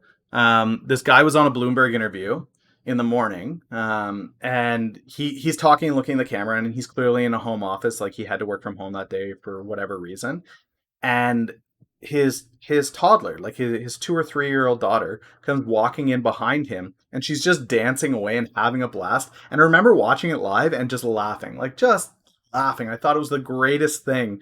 And then the mom comes running in behind him and like grabs the kid and runs out of the room as fast as possible. And she's like, "Oh, I'm so sorry. I'm so sorry." I'm like, "Lady, you are making a bigger disruption than the kid was." Like, just seriously, the kid was fine. Nobody cared. Everybody was listening to what the guy had to say. You running in and making a huge ordeal of it, like, that was the issue.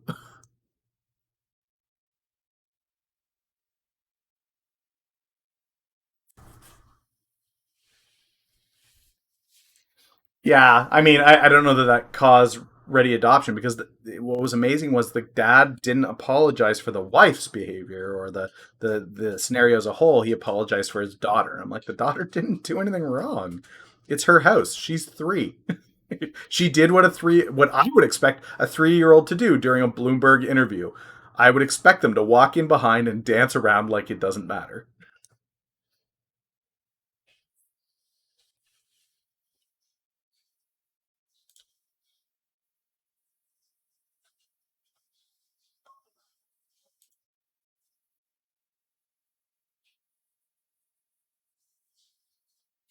Yeah.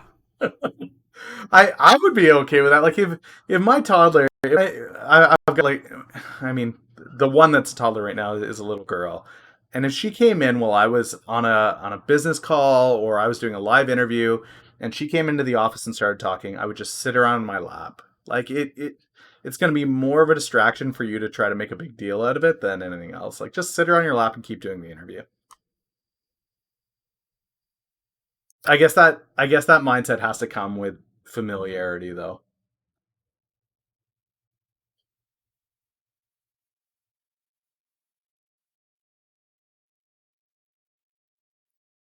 Um yeah, I would say the situation. I think like you just have to be comfortable with that happening, and I guess I've had it happen so many times.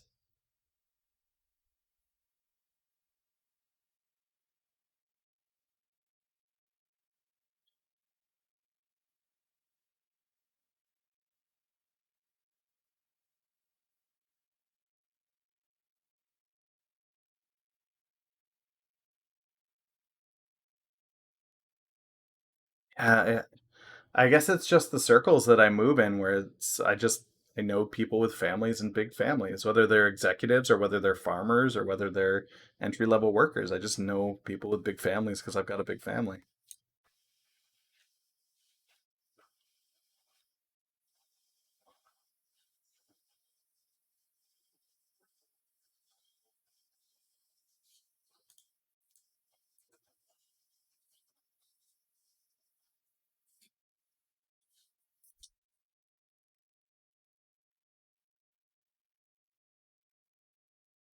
Yeah, I guess I could. We do see that. We do see that. Like if you're going to get on a flight and you've got a baby, like I remember taking a red eye flight with a 9 month old, 8 month old, and yeah, there was some hate on there. It's already 3 a.m. and I'm on a plane. Put the baby away. What do you want me to do? Put her in carry on? Like put her in the overhead compartment?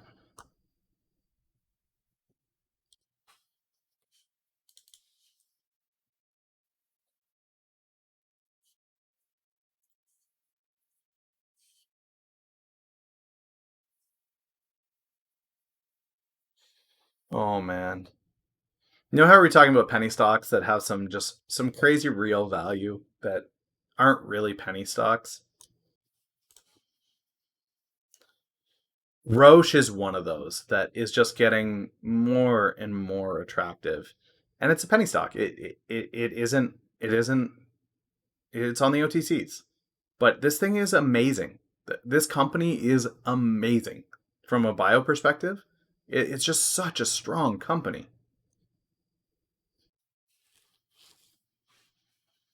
based out of Switzerland and Germany. Yeah, they're a biopharmaceutical company, but I mean they're based out of Switzerland and Germany, which is great. That's exactly where you want a company in Europe to be based out of. So they have something in the EU at the hub of the EU, and they have something outside of the EU in a very strong economy. They've got something for everything. They're in the tests, they're in the vaccines, they're in oncology, they're just everywhere. They're doing something in everything. And it's crazy to see the amount of success that they're having where it's like approval, approval, approval, approval. But they're OTC, so like your option plays are out. You're not going to get an options play on this unless you're trading on the European markets. And as far as trading it is OTC. It's $44 a share, not your typical pink sheet.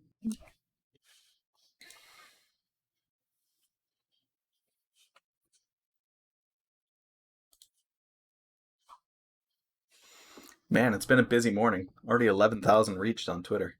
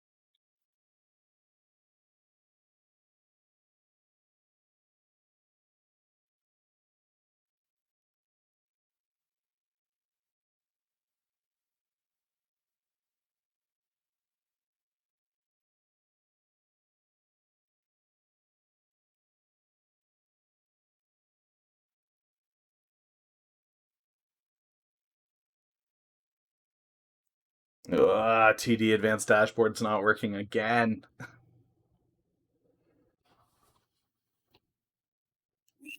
I'm tired of this.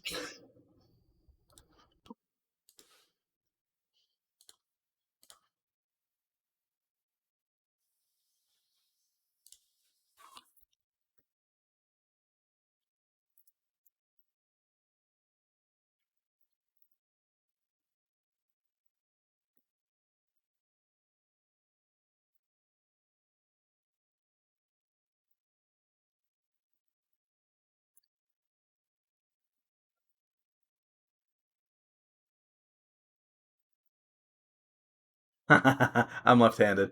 I'm ambidextrous. I can use both. I got an answer for everything, Martini.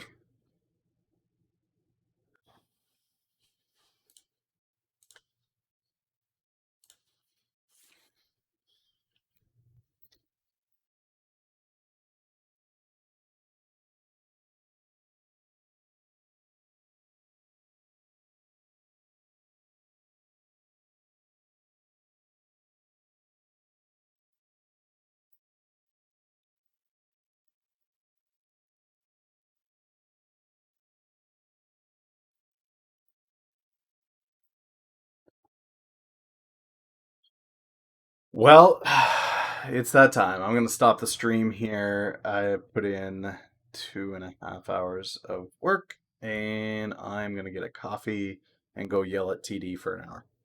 I'll catch you when market opens. For those of you guys watching, thanks so much for watching. I'll be back every morning doing this. I decided I'm doing this stuff anyway. I might as well be doing it live on Twitch and Periscope and YouTube. So if you enjoyed this, great. Feel free to mark it because I will be here every morning doing this. Looking forward to catching you guys in the future. Later.